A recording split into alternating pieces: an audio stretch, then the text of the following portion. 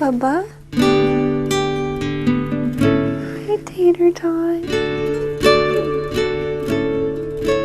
So we were married February 10th, 2018. My pregnancy went really well. Everything was seemingly normal. I didn't have any complications really. There was one point during the pregnancy that I went to a high-risk specialist. I remember specifically being at my high-risk doctor and she whispered to me, "Your baby's fine." Whenever he was born, I heard just one cry out. I thought I had the perfect baby ever because he just rarely cried. There was a lot of little things that, looking back, added up. Luckily, I had decided that I needed to stay one more day because I didn't feel comfortable taking him home with how little he was eating. And he had his first seizure, but really he'd been having them all along.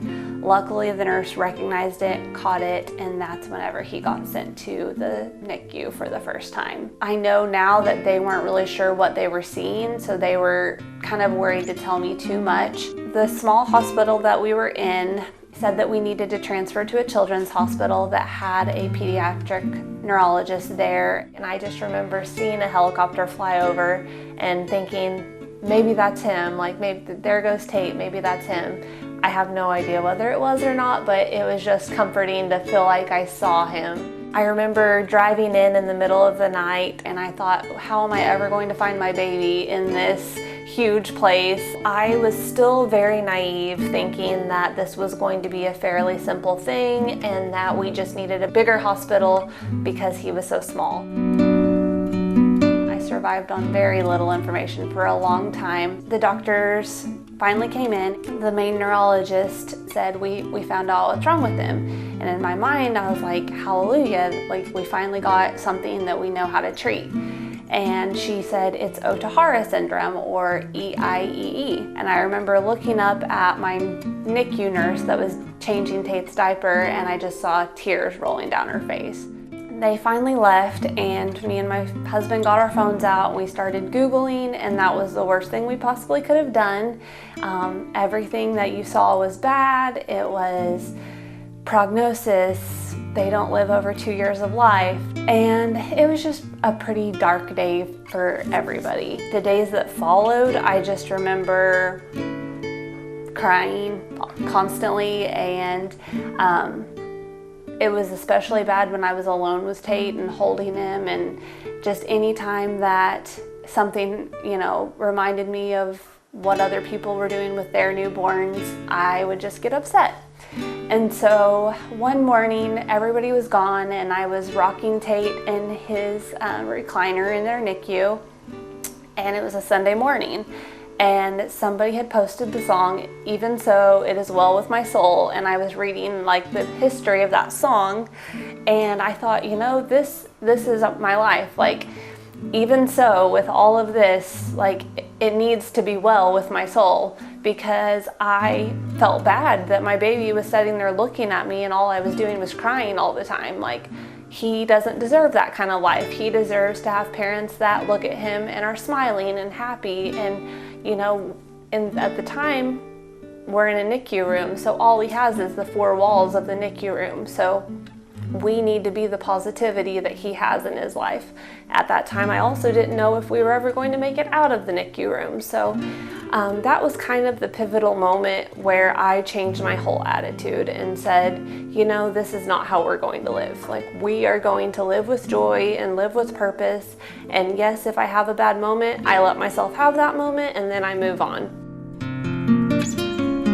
After that diagnosis, Ohtahara syndrome is more of just a symptom of something bigger. Our genetic test came back and the doctors came in and handed me the paper and said, "We found this mutation. You've probably never heard of it." And I stopped them and said, "No, I have. I have heard of it. I know someone with SCN8A. That's the only gene mutation I have heard of." And out of 450 kids in the world, there is 2 in my hometown, and we happen to already be friends. So I just really feel like that was a God thing, and that we were meant to know each other and we were meant to go through this together. So after we got our diagnosis, I felt like we were at a stagnant portion of being in the NICU. I kept asking, like, what do you expect from Tate? Do you expect him to get better? Do you expect him to get worse? And even with our diagnoses, there was no answers still. And so at that point, I made the decision that I was ready to come home, that I was doing everything the nurses were doing. And I just thought, you know, I don't know what's going to happen with him, but if he has one happy day at home, that's probably better than 30 more days staring at a NICU ceiling. Finally, after a lot of arguing and fighting, our nurses helped me. I knew that this was a huge risk and that taking him home was not the safest option for him, but they did know that what my goals were for Tate, and they agreed to them. So we set out to come home, and within about 45 minutes leaving the hospital, Tate started having trouble breathing, which was normal for him. In the NICU, he would always rebound and be fine for another few hours, but on the road that day, he wasn't fine. And so I knew that it was either die on the side of the road or we're gonna have to do something. We ended up getting him into a hospital along the highway, and the minute we got him out of the car and everything, he stabilized, and we were able to get a EMS ambulance to take us the rest of the way home, which I'm forever grateful for. It didn't feel like the right choice at first, because there's been countless times that I have looked in his face, and I really cannot count the number of times that I've thought, this is the end. This is how it's gonna play out. In between all of the bad, there was a lot of good moments too. We had a great holiday season. We ended up getting to do all of our activities we had talked about as a family, like what our goals were. And our goals were for him to have a happy life, however long that might be.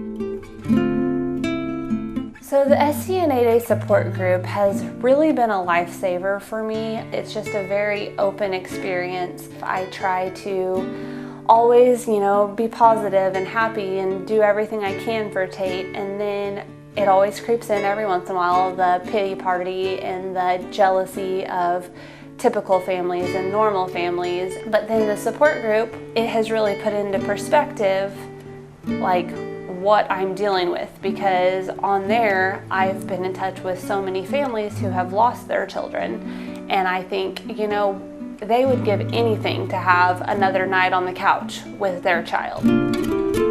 So since I'm joining the support group, I wanted to give back and then also just be a part of something. And so I started volunteering with the Cute Syndrome Foundation, which is an SCNA research kind of support type group. My job's pretty fun, actually. I just get to collect fun stories and research and put it out to the community in the way of a blog, social media, and it went from feeling like a support group to it really does feel like a family. So volunteering and being a part of the support group has, really been life-changing, because I feel like there's a quicker turnaround for being okay and the acceptance part of this life than there is for people who don't have the support group. Is that Tate? Having him has really made me appreciate the smallest things in life, and that you just really don't take anything for granted. This is one of my favorite toys. The way that he shakes his head whenever he hears someone he loves talking in the room, or the half smile that he does whenever he's grinning at a book or a toy or someone talking to him or singing to him. We're able to go do stuff. We spent a lot of time at the lake. He has a new adaptive bath chair that we were able to put in the water. We went to the zoo. Things like that I'm really looking forward to in the future, because he can see and he can participate. So I really just want to, as he gets older, what are you doing? I want to give him as many experiences as possible. Say, I love